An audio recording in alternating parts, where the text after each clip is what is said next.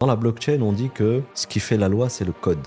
Lorsque Internet a été une révolution dans le partage de l'information, la blockchain, elle est une révolution dans le partage de la valeur. Pour la monnaie, quand je te la transfère, je ne l'ai plus, cette crypto. Elle est vraiment arrivée à destination.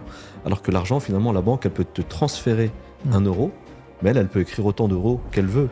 Et il faut être très prudent par rapport à ce marché.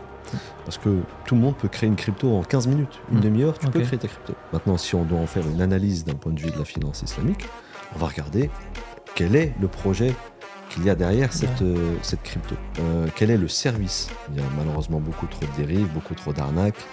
Et puis, l'homme, étant ce qu'il est, l'appât du gain. Voilà, la cupidité, l'appât du gain. Et finalement, moi, c'est ce que je déplore un peu dans ce système, c'est qu'avec le temps, on disait il faut que ça soit décentralisé, mais finalement, on revient tout doucement à de la centralisation, sauf que c'est plus les mêmes personnes.